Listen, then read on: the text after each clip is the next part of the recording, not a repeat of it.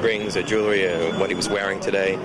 And then I guess they put in a computer, and I mean, I've been to 4 hospitals already, so there wasn't any help there. He wasn't at any of the 4 I went to, so I'm going to go try and look at a couple others. And he has a wife and kids waiting at home on Long Island. Yeah, a wife and 3 children. His friend was on the 105th floor of Tower 1, as was this young woman whose relatives wandered the streets tonight with a photo. She was in Tower 1 on the 106th floor when the airplane hit, and we're just really looking for her right now. We really want to know where she is. We're going from hospital to hospital, so if anybody's heard of her, heard where she is, we would so appreciate it if someone could please get in touch with us. The 25-year-old Yonkers woman was at a conference at Windows on the World and called her mother shortly before the collapse. She called her mother from the Tower 1 when there was fire right after the plane hit. She called approximately 5 minutes to 9, letting her mother know the place is burning, we're trying to get out, we're doing the best we can. She hung up the phone, I gotta go. And we haven't heard anything since then.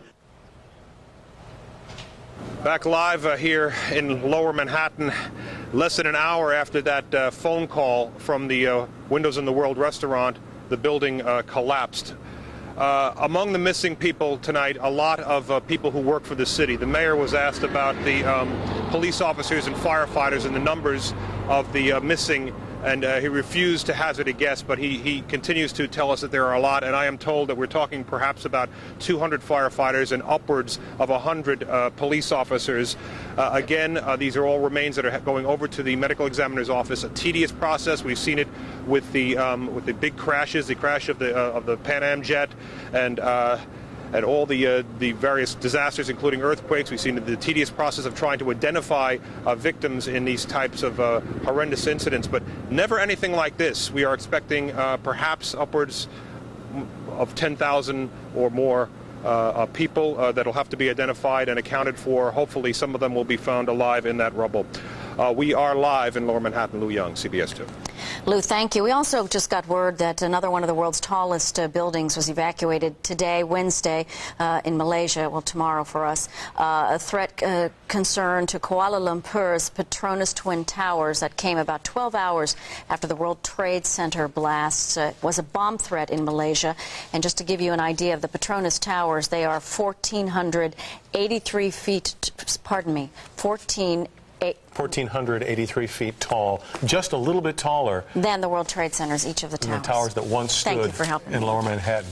No problem there. Marcia Kramer, within the last hour, has reported exclusive information concerning a truck filled with explosives bound for the GW Bridge. Marcia.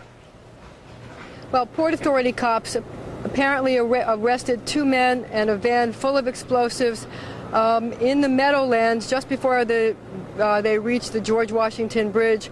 They feel that they have averted an attempt by these 2 men to try to blow up the George Washington Bridge and cause further havoc in New York City. Top New York City Police Department brass confirmed the story for CBS 2, and also sources in the mayor's office that they also had confirmed the story. The 2 men and a truck were found in the Meadowlands with a van of explosives. We're trying to discover right now just what kind of a truck it was, how many explosives, how much explosives were in the truck, and we will have more for you as this story develops. Again, we are reporting that Port Authority police arrested 2 men and a van full of explosives in the Meadowlands, trying to foil an apparent attempt to blow up the World Trade Center and further cause damage in New York City, which has been hit by 2 terrorist attacks today. That's all we have for you right now, live in Lower Manhattan. I'm Marcia Kramer. Marcia, thank you so much for your live report. How much more tragedy might there have been today if that truck indeed was carrying explosives bound for the GW Bridge? Marcia reporting again, enough explosives to blow up that entire span, according to her sources. Michael Aluni is live now on the east side, 26th Street. Michael, what can you tell us? Did you end up going to the Port Authority news conference? Dana, we left there a little while ago. We've come over here to Bellevue Hospital. This is where people are coming to try to find their loved ones that have been missing in this morning's attacks. They're coming here to see if those loved ones are on the lists of patients here at Bellevue or at any other hospital. They come here, they stand in line. You can see them behind me. There's probably 50 to 100 people here. They go up, they talk to a police officer who holds a very thick list of names, and they try to see if their loved ones are on that list. These stories are heartbreaking. Listen.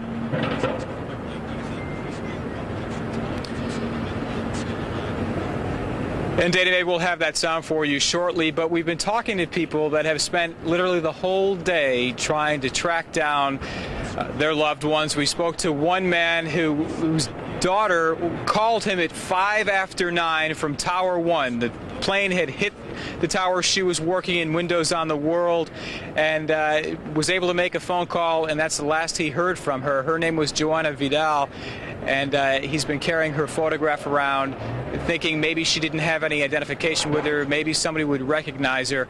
He's frantic, he's heartbroken, and it's a heartbreaking story. We're going to have that sound for you. When we get it to you, I'd like you to come back to me because you want to hear this. This is really the face of terrorism, the pain. It's devastating. Dana? Michael, as you're there and the people are standing behind you, you say somebody is going through the names. Is there somebody these folks can go to speak with? Yeah, just around the corner there are several police officers holding lists. The patient lists of patients here at Bellevue and at other hospitals in New York where people were brought to after the attacks. They're trying to see if their loved ones who they haven't been able to contact are on those lists. We spoke to one captain, and I'm saying, are people finding their loved ones? He said, honestly, no, they're not. Michael, what we can see is about a dozen people behind you. I'm sure there are more there. We can hear their voices. If you could walk back towards I will. Why don't you come the with crowd me, there Jim, and give us an idea of what it looks like, what it sounds like there now. Excuse me, sir. We're from Channel 2. Would anybody like to talk to us? Are you looking for loved ones? Are you? Yeah. Do you want to tell me your story? Who are you looking for? What happened? We have an uncle who works in Tower 2, and we're not sure where he is. And I also have a few friends who work on the top floors of Tower 1. Where did your uncle work exactly? Aon Insurance. Was there any contact from him today? Somebody spoke to him earlier in the day around 9 o'clock. They weren't sure if he was upstairs in his office or down on the ground. So that was the last anyone heard from him. And now you're coming here to see if he's on this list? Yes. Thank you. Are you with him as well, sir? Yeah. Thanks very much. Do you want to talk, miss? I understand. No problem. Is anybody here feel like talking? Okay. Clearly, the worst moment these people are going through trying to find their loved ones, a lot of people not wanting to talk. We do have some sound, and perhaps later you can come to me and hear those other stories, but this is it's a heartbreaking situation. Michael, thank you, and appreciate your sensitivity there. Thanks. We'll come back to you. I think as we wait for that sound to come in, we want to reiterate some of the precautions and alert measures the U.S. military has taken to protect our shores, our land, in light of what happened today, beginning with the U.S. Navy. In case you have not heard, the USS John F. Kennedy carrier group, as well as the George Washington, which is based in Norfolk, have made their way towards New York. The Atlantic Fleet spokesman says each has a crew of up to 3,000 sailors.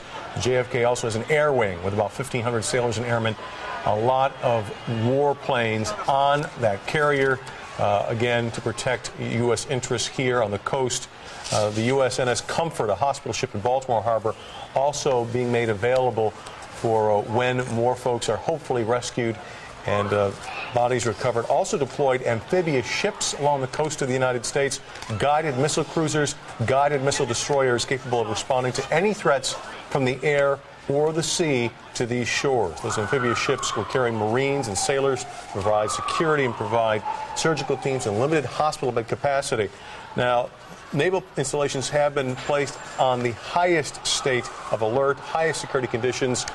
The Atlantic Fleet is 188 ships, 1,200 plus aircraft, 37 shore stations, more than 125,000 sailors and Marines, as well as civilian employees, will be part of what's going on here. All right, at this point, I'm told we're going to go to Jennifer McLogan, who is still at Shea Stadium, I believe. A lot of the command center for some of the ambulances who are helping out the auxiliary crew members. Jennifer, what's the situation there tonight? Good evening. A dramatic event a little bit earlier as those 55 ambulances that had been parked here all afternoon since 2 o'clock were suddenly deployed into lower Manhattan. one by one, they moved past Shea Stadium where they had been kept. Men and women we spoke to looked nervous, admitted to being very reluctant at the death and destruction they were about to encounter. But as volunteers, they said it is what they do best, to help people in need. As they passed by, I couldn't help but notice the lights of LaGuardia Airport, not illuminated at all. It looks basically like a ghost town, and earlier today we spent our afternoon at Kennedy Airport as that airport was closed down. Difficult to comprehend as we left there at sunset to arrive over here at Shea that one of the largest airports in the entire world was so deserted. Reporting live for the time being, Shea Stadium, the staging area now. Jennifer McLogan, back to you. Thank you, Jennifer. And we did get some calls into our newsroom, people who live around the Queens area of Kennedy Airport saying, I'm seeing airplanes tonight. I'm seeing the lights of jets, and those were not commercial aircraft. Those were government aircraft bringing in Army Corps of Engineer types, investigators, doctors, NTSB types of people who are here to help out. In fact, we had a report earlier tonight that Utah Task Force 1 has been flown in, as well as teams from Los Angeles. Again, that's under the direction of the Federal Emergency Management Agency. We're going to go now to Paul Moniz. Paul. Todd, the situation here outside Chelsea Piers is that this is an emergency triage center. There are doctors and nurses from all over the area awaiting as many as 400 to 500 patients to show up here. You're looking, I would assume now from the sound of it, at some video from earlier. There were EMTs from as far away as Pennsylvania who turned out to help. What we can tell you right now is that this sky rink has been retrofitted into an operating room, into an emergency room with doctors and nurses inside waiting for these patients to arrive. Now the question is, as we come back here live, why aren't we seeing these patients here? We've been trying to figure that out all night. One reason may be that they were treated earlier at triage centers further south in this, or that they just haven't come because they are trapped. The mayor in his press conference talked about how difficult it is for the rescue vehicles to get in and actually try to rescue some of these people, or perhaps even do body recoveries, because these buildings are unsound, and until they are able to shore them up, we will not see more people coming to these facilities. But the bottom line here is, when they are taken out, hopefully many of them alive, rescue personnel are ready to take care of them. We are live outside Chelsea Piers at the triage center. Paul Moniz, back to you. Also, Paula, some of them earlier today, about 2,000 people, in fact, were taken over the water over to Liberty National That's right. A lot of people have been treated at various triage centers around the city, and really it's an amazing sense of readiness for the city to see how many people turned out. You know, Dana, what's amazing to me anyway is that there are hundreds of doctors and nurses in here, and I'm told that almost no one has come to this facility, and they are set up ready to take more patients. So it really goes to show that the city, at least in its response, has been ready for whatever comes its way, at least thus far. Paul Moniz, thank you. Reporting from Chelsea Piers. Now back to our newsroom. Hazel Sanchez is there with more information on closings and changes for the daily life of New Yorkers tomorrow. Hazel. Yeah, we have an update here on all the school closings and some of the openings around the city and also in New Jersey. Starting in New Jersey, we do know that Newark schools will be open tomorrow. Also, Jersey City and Bayonne are closed for tomorrow. As of now, that's as of now, and they could change by tomorrow morning. So those of you that go to school in Jersey City and Bayonne, be sure to make a call tomorrow morning before you head out or before you decide to stay home, because they may reopen tomorrow morning. Also, Middlesex County, those schools are closed on a town-to-town basis, so you have to make sure you check also and give a call to your school. Also in Manhattan, New York City public schools are closed tomorrow, also New York Archdiocese schools also, so be sure to stay tuned with us tomorrow morning starting at 2 o'clock to double check for the very latest on all those school closings. Back to you. Thank you, Hazel. Hazel Sanchez in the newsroom. We're going to go back to the east side. Michael O'Looney standing with someone, looking for somebody. Michael? Back here at Bellevue, this is where people are coming to find their missing loved ones. There's a list here that doctors and police have where they try to locate their missing loved ones and see if they're patients at any area hospitals.